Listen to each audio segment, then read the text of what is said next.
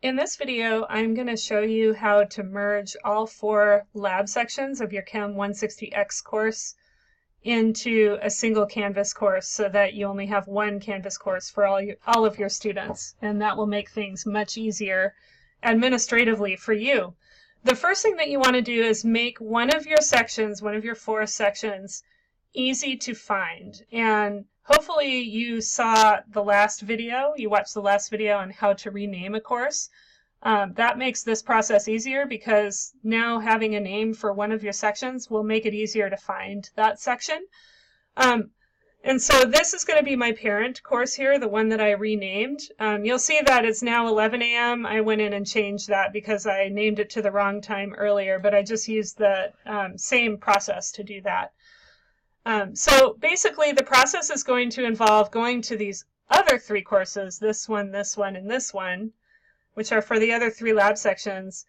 And in each of those courses, I'm going to go and find this course. The name will make it easy to do that, but another thing that you can do, if you don't want to go through the renaming process first, is you can go to that course, which I'm going to call a parent course, and find the ID, which is this 7-digit number at the end of the URL there, and you can copy that if you want to. But let me go back to the dashboard, and I'm just going to use the name to do this. So I'm going to go to another one of my sections, and I'm going to go to Settings, and then the tab is already on Sections. If it's not, click Sections. And it may be very tempting to select this button. That's not what you do. I know it's counterintuitive. I have been confused by this many a time. I feel I have to relearn it every quarter. What you actually want to do is click on this number here that pops up under Course Sections. Okay, and that shows all the students in this section. I'm going to go ahead and I'm going to push this button called Cross List this section. And that is where knowing the name of your course comes in really handy. If you just copied the ID, then you can paste it down here. I'm going to go up here and just search for the course under Borda 11 a.m. 162 Fall 18. There it is. All right, so I'm going to cross-list this section. Okay, what that has done is that has merged all of the students in that lab section with the previous lab section. So I'm going to go back to, I can either go to my dashboard or just in the courses menu, go back to this Borda 11 a.m., the one that I renamed. And now if I click on People,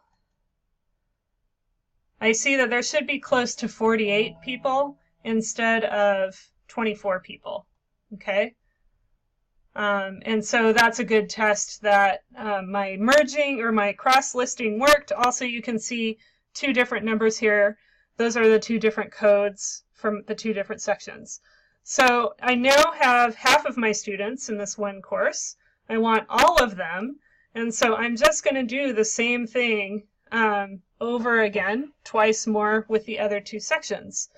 So again, go into, so this is my 3rd section now. So you see that the one that I just did dropped off my dashboard. It's not there anymore.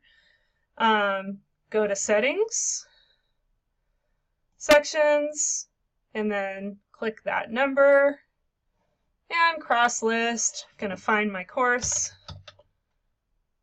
Same course, same parent course. And there we go. One more time. This time, dashboard is slow for some reason. So this time I'm just going to go through my courses menu. Settings, Sections, click, and cross list.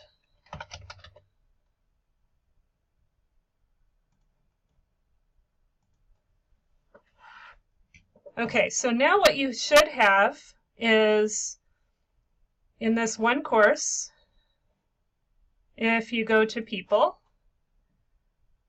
you should see all the different sections represented there. So I'm seeing 4 different numbers in there. So that's great. And I can also go to Settings and Sections, and now I see the 4 sections in there.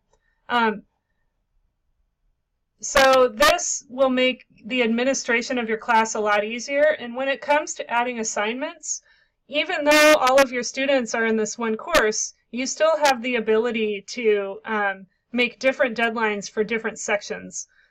So these sections can come in handy. That Canvas does not lose track of who is in what lab section once you cross-list the sections.